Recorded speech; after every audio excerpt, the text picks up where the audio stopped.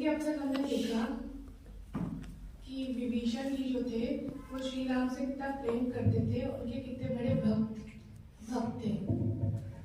तो उन्हीं से रिलेटेड एक स्टोरी है। तो जब युद्ध हो रहा था तब श्री राम के पास ना तो रथ था न तलवार थी, युद्ध लड़ने के लिए उनके पास कुछ भी नहीं था, लेकिन रावण के पास सब कुछ था। तब विभीषण जी की आंखों में प्रेमवश आंसू आ जाते हैं, जैसे माँ बाप की आंखों में आंसू आ जाते हैं जब उनके बच्चे किसी परेशानी में होते हैं। उसी तरह उसी प्रेम के कारण विभीषण जी की आंखों में आंसू आ जाते हैं और वो श्री राम से सवाल करते हैं कि हे प्रभु, रावण के पास तो सब कुछ है लेकिन आपके पास कुछ भी नहीं।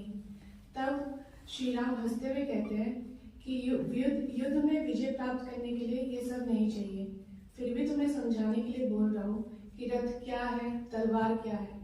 इसको धर्ममय रथ कहते हैं, चैरियट ऑफ राइटियसनेस।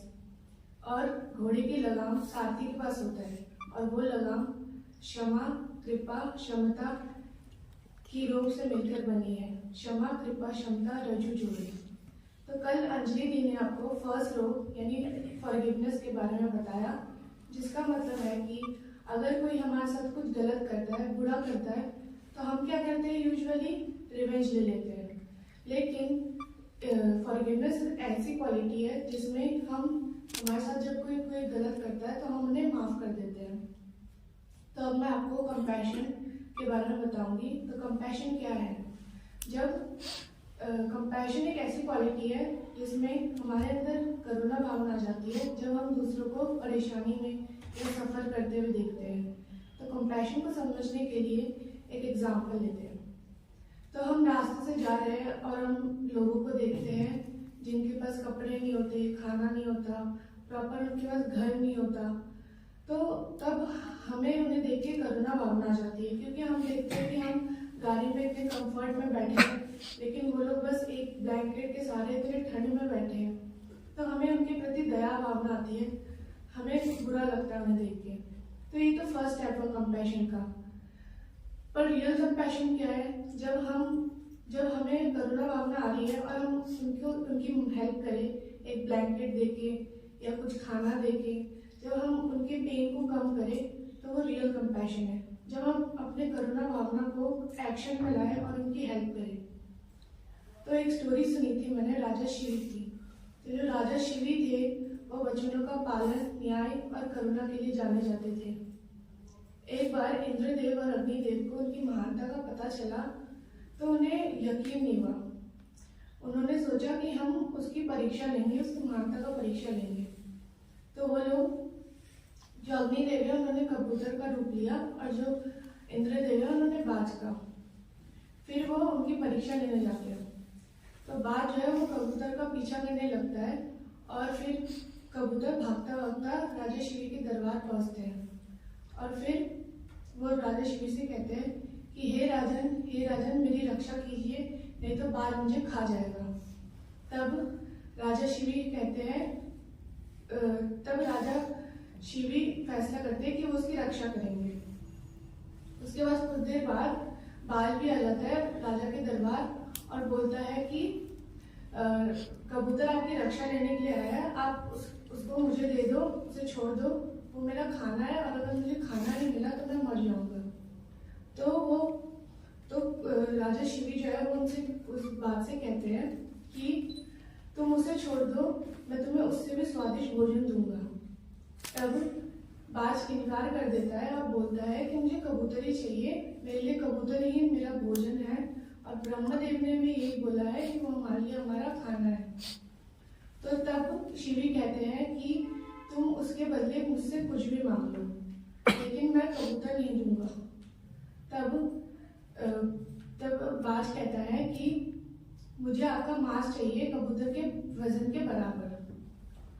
तो राजा शिवी तुरंत दरबार में तराजू मंगाते हैं और एक सिरे पे कबूतर को रखते हैं और एक सिरे पे अपना मांस काट के देना शुरू करते हैं। वो अपना मांस काट के देते रहते, लेकिन कबूतर के वजन के बराबर उनका मांस नहीं हो पाता। तो वो तय करते हैं कि वो खुद ही उस दूसरे सिरे पे बैठ जाएंगे। तो फिर उनके इस कदम को देख के इंद्रदेव और अग्निदेव अपनी पहचान खोल देते हैं और उनसे कहते हैं कि हम तुम्हारी महानता का परीक्षा लेने आए थे और तुम इसमें सफल प्राप्त करते हो और तुम्हारा नाम युगों युगों तक न्याय और करुणा के लिए जाना जाएगा। तो इस स्टोरी से हमें पता चला कि जो राजा शिवी थे उनके अंदर इतनी करुणा थी कि वो ना केवल कबूतर के बारे में सोचते बल्कि बाज के बारे में भी सोचते। उनको दोनों के अंदर की पेन, दोनों के अंदर की सफरिंग्स दिखती है, तो वो अपने प्राण त्यागने के लिए भी तैयार हो जाते हैं उन दोनों के लिए। तो उनका जो करुणा था, उनका कंसर्न था, वो सिर्फ ह्यूमंस के लिए नहीं था बल्कि सबके लिए था।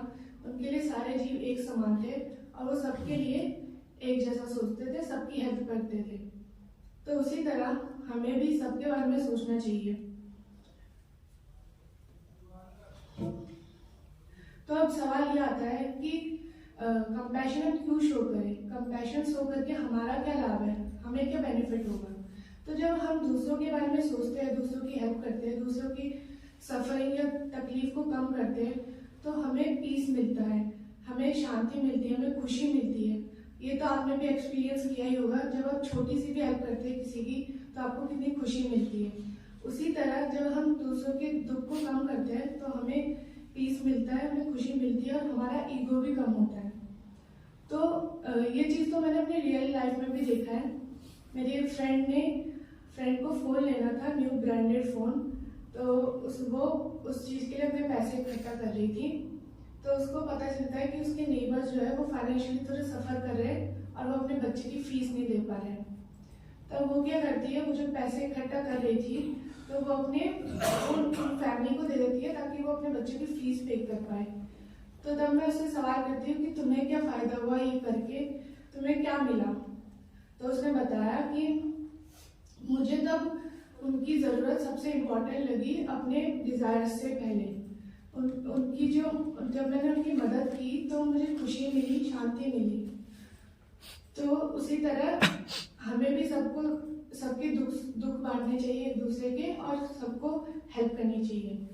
तो आपने एक लाइन तो सुनी होगी, वसुधैव कुटुंबकम, मतलब ये सारा संसार हमारा परिवार है, हम सब एक परिवार है।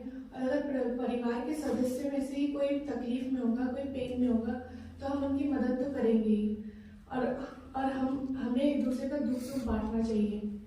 तो लाइफ के एग्जाम्पल्स और शिवी की स्टोरी से हमें ये तो पता चल गया कि कंपैशन क्या है, कंपैशन की क्या पावर है।